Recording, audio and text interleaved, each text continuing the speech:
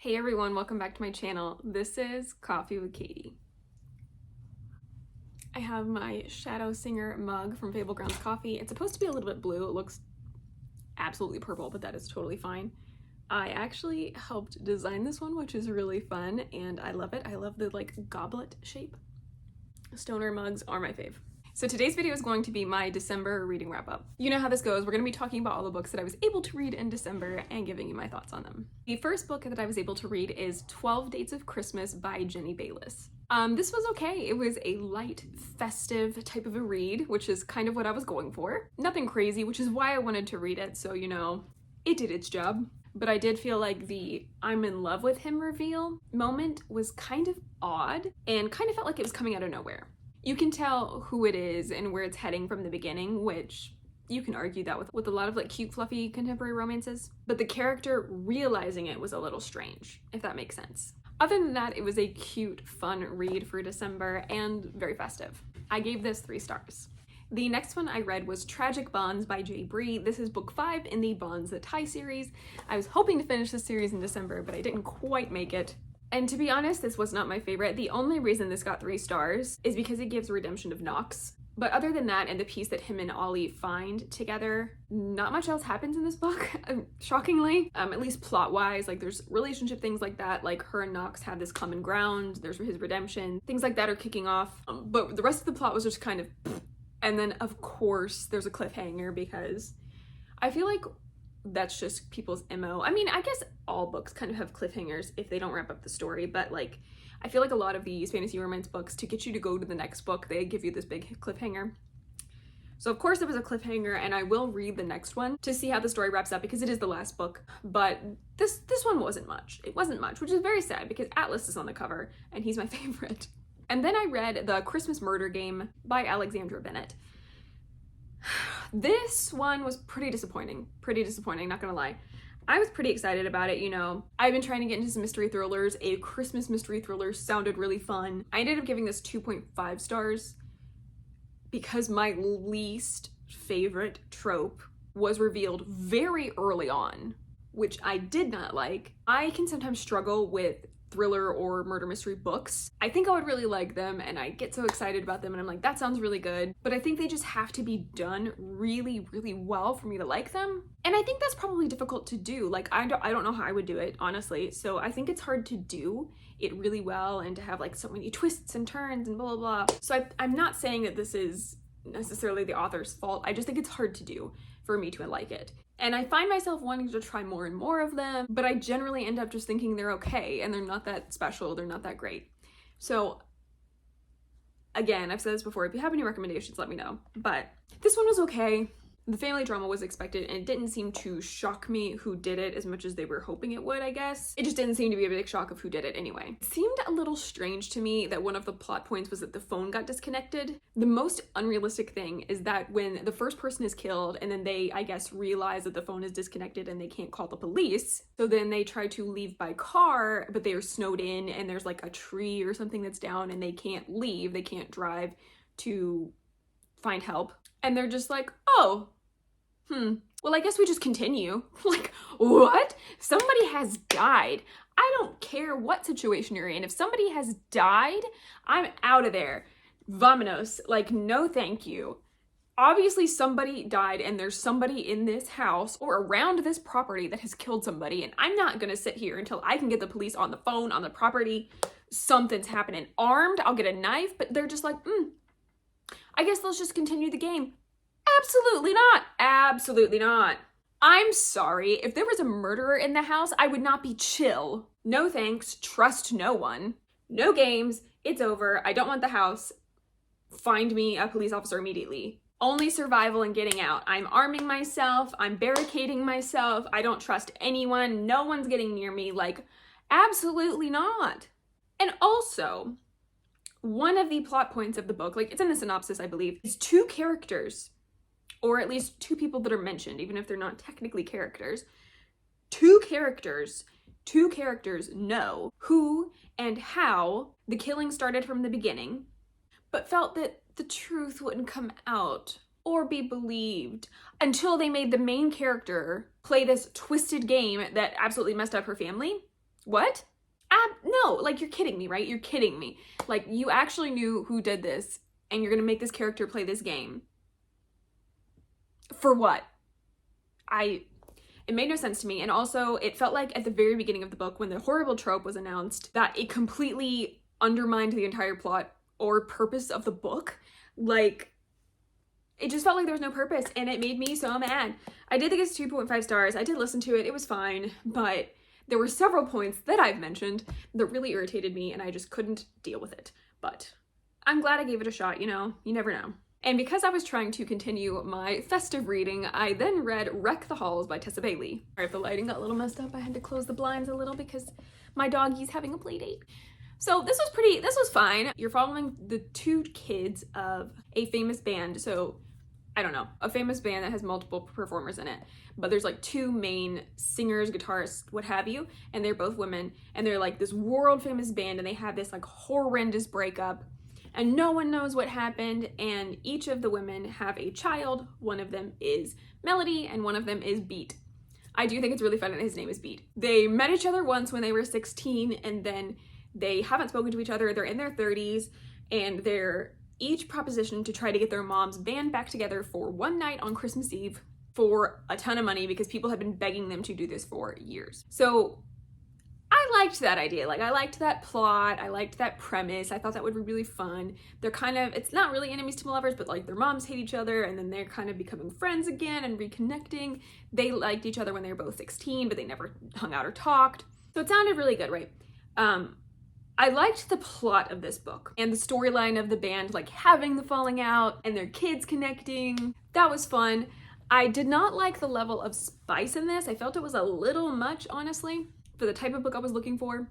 I would have preferred it to be a lot less and just more fluffy and fun. It wasn't bad, but the male main character, Beat, the reason he had for not being together was so silly to me. Like, I was like, no, this isn't real. This would never happen. There's absolutely no way.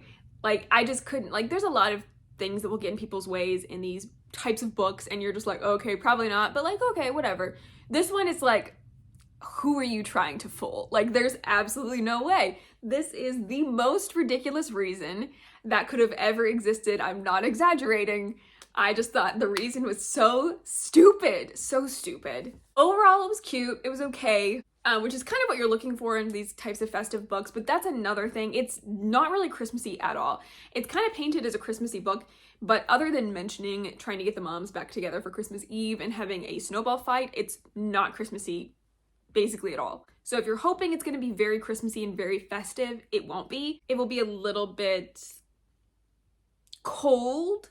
I think the main character wears a gingerbread perfume, but like other than that, not Christmassy. But if you want to read this for the moms, I would say give it a shot because that's kind of funny. I kind of like that. I ended up giving it 3 stars. Obviously I had some issues with it, but I was just really in the mood to read these like really light, fun, easy, quick, festive books, and it wasn't super festive, but it was fun. The next one that I read was The Method by James Patterson, and this was interesting. So this is an Audible original. I think it was kind of said like it's a podcast, but it's an audiobook. So it's like a dramatized story where they wrote this story, and it's not a physical book, but Zachary Quinto and several other voice actors portrayed these characters, and it was really, really interesting the way they performed it and the way they did it. But it's very different than if you're reading a book because there's a lot less dialogue. And essentially you're following a story of this main character, Brent, who is an actor, and he's struggling a little bit as an actor, and he's trying to get into his role, and he starts getting into method acting, and he ends up booking a job to be a serial killer in this series that's coming up. It's a really big up and coming series. He'll be the lead, and it's huge for him. It's gonna like put him on the map, and he really wants to do the job well, and he kind of delves way too into method acting, and maybe things spiral out of control and he becomes kind of a monster. That's kind of the premise you're thinking about as you're going into this. So that was very interesting. I was very down for that. And this was interesting. I listened to it with John when we were traveling for Christmas, and he didn't really want to start listening to it, but once we started listening to it and got into it, he really enjoyed it, and I did too. I do wish we had more of the mind of the serial killer aspect and not just the dialogue that the characters are having, but more so the inner thoughts. And really what was going on in his brain. I think that would have been really cool, but that's not to say this was done poorly. I just would have preferred that. I would have preferred more of the inside of that character. But this was interesting how the method acting made him do things he seemed like he wouldn't do normally. Maybe he would, maybe he would. But it seemed like because he was delving into so much of this method acting and really trying to get into the character, that it kind of forced him into the situations that he was in. Very interesting listening with a full cast. I really enjoy experiences like that with audiobooks. Again, different writing than if it was a book, but it was good. And it was about 3 or 4 hours long, so it's very short, very quick. I gave it 3 stars, so if you're interested in listening to it, I would go ahead and do it. It's free on Audible, and it was an okay time. I'm sorry if you hear scraping, my husband is shoveling snow. And then I read Hunger of the Gods by John Gwynne. This is book 2 in the Bloodsworn saga. It's a chunky book. It took me a little bit to get through it, but I did it. For some reason, if you don't know what this one is about, the first one is Shadow of the Gods. It's Norse inspired, and essentially these gods, like this giant wolf, are presumed to be dead or asleep, but then things are happening where maybe they're waking up and you're following three different perspectives in the first book. One of a mom who gets her son stolen and a lot of other things that are going on, right?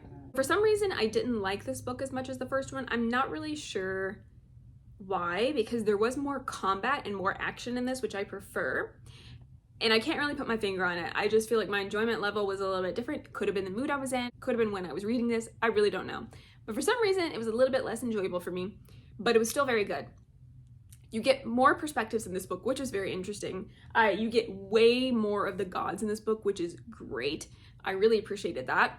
I think because it's still just building a lot of things that you're still waiting for like the real true climax battle, you know, whatever. So I liked the increase in the action and the gods and all that stuff like I mentioned, and that was really interesting. But if it ends the way I think it did, I will not be happy. Not at all. Not at all. And then another kind of qualm I have with this is that the last god seemed absolutely pointless. Like there was no reason for that to be written, I feel like, but it's okay. Very creepy elements, very disturbing elements. There was one element of a torture kind of a scene that is very Matrixy and made my stomach turn a little, but so it's kind of graphic. I would say this one's a little bit more graphic with things like that, but do you want to find out what happens in the story? I think the third one comes out this year.